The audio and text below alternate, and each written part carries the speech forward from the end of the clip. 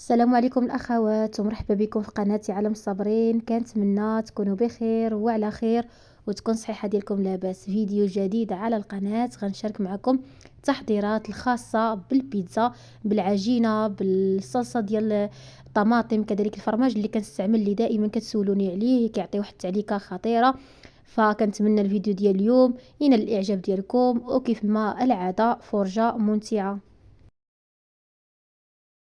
وغنبداو على بركة الله وبسم الله. اول حاجه غنحضرها معكم هي الصلصه ديال الطماطم. فهذه هي الوقيته ديال هاد المطيشه الصغيره، فنحاولوا نستغلوها وكتجي بها الصلصه ديال الطماطم لونها احمر وكتجي زوينه بزاف. فغادي نديروا هنا صلصه الطماطم اللي كتكون خاصه بالبيتزا. فكناخذوها وكنغسلوها مزيان مزيان، ما تحتاجوش انكم تقطعوها، ديروها غير هكا راه دغيا كطيب. كنزيدوا مع الملحه شويه ديال ازير وشويه ديال الزعتر باش كنسموها، وكذلك 3 الوريقات ديال سيدنا موسى، وكنديروها كطيب بلا ما بلا حتى شي حاجه.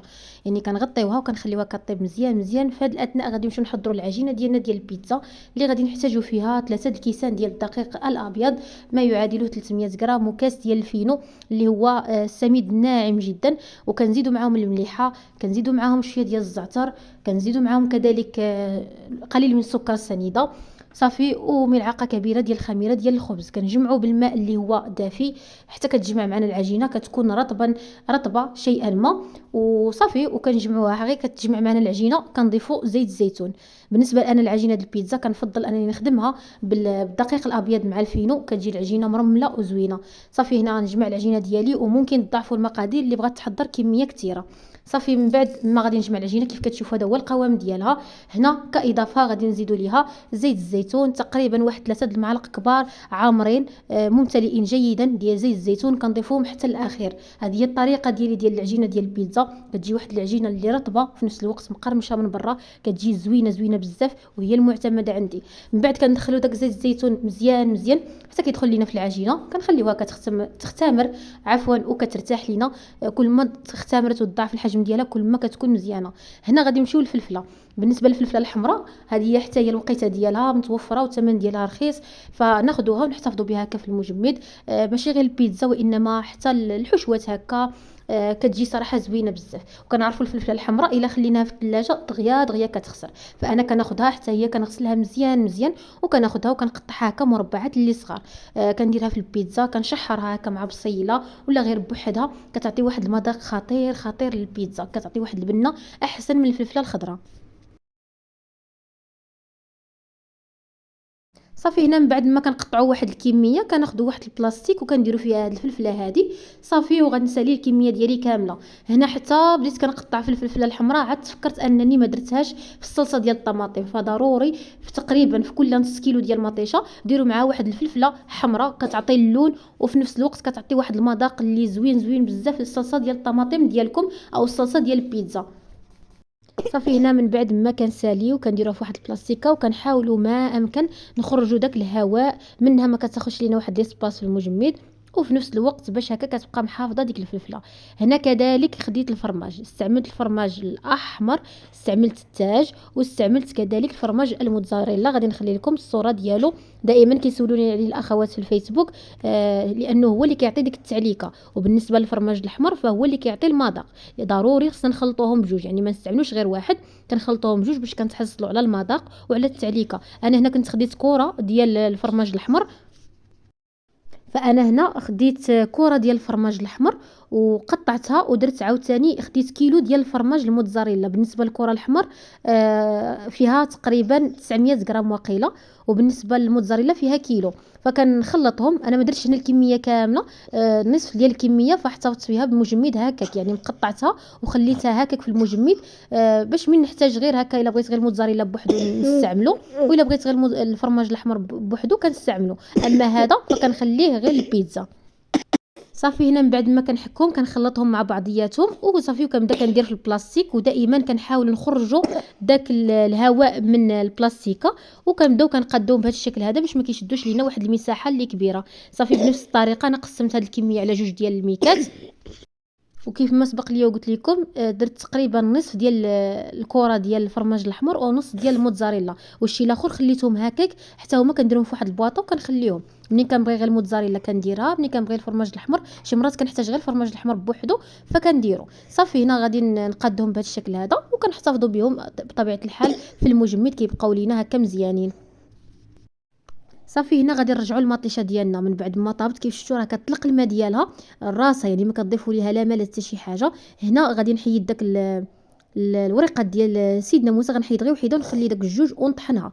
صافي من بعد ما كنطحنوها ضروري ما كنصفيوها، كنطحنوها بداك الازير وبداك الزعتر وبداك الورق سيدنا موسى، كنحيدو غير ورقه واحده، وهذا هو اللي كيخلي ديك لاصوص كتجينا فيها واحد البنه اللي خطيره، كتجينا من السما. وبالنسبه لهاد الصلصه ديال الطماطم كتجي احسن وافضل من ديك السوليس اللي كناخذوها من على برا، ولا ديك الصلصه ديال الطماطم اللي كتكون جاهزه كتكون احسن منها بكثير. فنحضروا هذه. انا شفتوا معايا انا درت غير نص كيلو ديال المطيشه وتحصلت على هذه الكميه هذه ديال الصلصه ديال الطماطم. وديروا مطيشه ديك الصغيره، ما ديروش المطيشه الكبيره لانه هذه كتكون احسن وكتعطي واحد اللون. هنا كنزيدوا شويه زيت الزيتون، كنزيدوا واحد المعلقه ديال المطيشه ديال الحك، ممكن تضيفوها ممكن تستغناو عليها بطبيعه الحال لانه اصلا الصلصه كيكون فيها اللون. صافي وهنا كنخلطوها وها هي عندنا واجده. كنقسموها هكا في بواطات. انا هنا كنت غادي نقسمها على جوج لكن من بعد قسمتها غير في بواطه واحده ودرتها في المجمد البنات. ومن بعد ما جمدت خرجتها وقسمتها، يعني كتكون هي جامده كنزولها من ديك البواطه وكنقطعها بحال اللي كنقسمها على 4، فهمتوني؟ باش هكا ملي كنبغي نجبد ما كنبقاش عندي مجمده. صافي هنا كيف شفتوا راني سديت عليها بواحد المغلقه. صافي وكنديروها حتى هي في المجمد. هنا غنرجعوا للعجينه ديالنا ديال البيتزا من بعد ما اختمرت وضاعف الحجم ديالها مزيان مزيان. غادي نقسمها لكرات، غنديرهم بيتزات متوسطين، ما غاديش نديرهم كبارين بزاف وما غاديش ندير عاوتاني دوك ميني بيتزات الصغار. هادو كيجيو احسن وافضل، يعني هكا الا بغاو وليداتكم المدرسه ولا يتغداو بهم هكا الا ما كنتيش موجده الغدا ديالك على بكري فكتجبدي وحيده وكتديريها. صافي هنايا قسمت العجينه ديالي على 6 ديال الكرات، ودائما كنقرصهم هكا بالفينو باش كتجينا محمره من الاسفل ومقرمشه، ما كنستعملش الدقيق الابيض نهائيا. صافي غادي نكمل بنفس الطريقه حتى نسالي الكميه ديالي كامله. تحصلت على 6 الكرات بداك المقادير اللي عطيتكم، واللي بغات تزيد تكثر كثر ودير كميه اكثر من هكا فبامكانها. صافي هنا غنساليهم وغنخليهم يرتاحوا غير واحد شويه باش هكا يجوني ساهلين انني نقرصهم. في هذه المرحله هذه ضروري البنات نكونوا مسخنين الفران. بالنسبه للبيتزا كتبغي الفران يكون سخون، الا كان بارد فراه كتيبس لكم البيتزا وما كتجيكمش هي هذيك. ضروري الفرن هي نفس الطريقه ديال الخبز، فيعني كتسخنوا الفران عاد كتبداو كتقرصوا في البيتزا ديالكم. صافي غنسالي بنفس الطريقه كنقرصهم بهذا الشكل هذا وكنتقبوهم ضروري مزيان مزيان باش اننا نطيبوهم باش ما كينتفخوش لينا ولا كيتبوقوا لينا في الطياب ديالهم. صافي انا غادي نطيب 3 الاولين هما الوالا في الصينيه ومن بعد غنطيب عاوتاني 3 الاخرين. فراه دغيا دغيا كياخذوا الطياب، يعني كيكون الفران سخون والنار كتكون متوسطه، يعني ما تكونش مهيله البنات اولا مجهده، تكون متوسطه غير كينشفوا لينا يعني كيبانوا لنا نشفوا. صافي كنحيدوهم. ها نتوما غنسالي بنفس الطريقه الكميه كامله، يعني ما بين الطياب ديالهم تقريبا واحد 8 دقائق حتى 10 دقائق ما كيفوتوهاش، يعني ضروري ما تفوتوش هاد الدقائق هادو لانه الا فتوهم غتجيكم يابسه وما تجيش زوينه. بالنسبه لي انا غادي نفرش هكا ورق ديال الطبخ ونطيب هكا 3 الاولين عاد نكمل 3 الاخرين. صافي كنحاولوا نقادوهم هكا مزيان. انا اغلبيه كنقرصهم غير بيديا ما كنستعملش كاع هكا الدله كثير شي الا كانت العجينه مرتاحه. صافي هنا من بعد ما ساليت 3 الاولين هانتوما كيف ما بان لكم كنحطهم هكا فوق واحد المنديل اللي كيكون نظيف وكنكملوا بنفس الطريقه 3 الاخرين حتى كنتحصلوا على 6 ديال البيتزات اللي كيكونوا متوسطين. راه هادو ماشي صغارين البنات، راهم متوسطين. شوفوا معايا العجينه كيفاش كتجي رطبه رطبه بزاف ناشفه، وهذه هي الطريقه باش انكم تحضروهم. بالنسبه لطريقه الاحتفاظ راكم كتحتفظوا بهم عادي جدا، ديروهم كاملين في بلاستيكه وحده ولا تقسموهم فراهم ما كيلتصقوا ما حتى شي حاجه. بالنسبه لي انا هنا بطبيعه الحال بما ان ولادي شافوني كنوجدهم فضروري خصني نطيب ليهم ولا بد. فطيبت هكا 3 ديال الحبات وخليت 3 هكا في المجمد حتى هما راهم نفعوني لانه الفيديو راني مصوره تقريبا هذه اسبوع. من بعد ما دازت هكا واحد الاسبوع هكاك عاود طيبتهم فكينفعوا بزاف بزاف، يعني ما كتحتاجوا لا توجدوا لا عجينه لا والو، كتجبدوا غير هكا العجينه ديالكم ديال البيتزا. صافي مباشره يعني ما كتخليوها لا كتطلق لا حتى شي حاجه، مباشره غير من المجمد كتاخذوها كديروا عليها الصلصه ديال الطماطم الطماطم ديالكم. حتى هي كتجبدوها. انا بالنسبه لصلصه الطماطم منين جبدتها وكانت جامده، غير جبدتها درتها في المقلاة ودرتها هكا كتسخن، زدت ليها غير شويه ديال زيت الزيتون ودرتها هكا كتسخن، طلقت راسها صافي مباشره بديت كندهن العجينه ديالي. كديروا الطون اولا اللي بغيتو، انا كنفضل الطون هكا كيعجبني، استعملت هنا الطون ديال مطيشه وصافي. وكديروا داك الفرماج كيكون عندكم محكوك، الفلفله كتكون عندكم واجده، كلشي كيكون عندكم واجد، يعني ما كتجيكمش نهائيا صعيب انكم تحضروا البيتزا ديالكم. كيف شفتوا هنايا انا هذوك ثلاثه صافي درتهم هكا عمرتهم، وثلاثه درتهم في المجمد.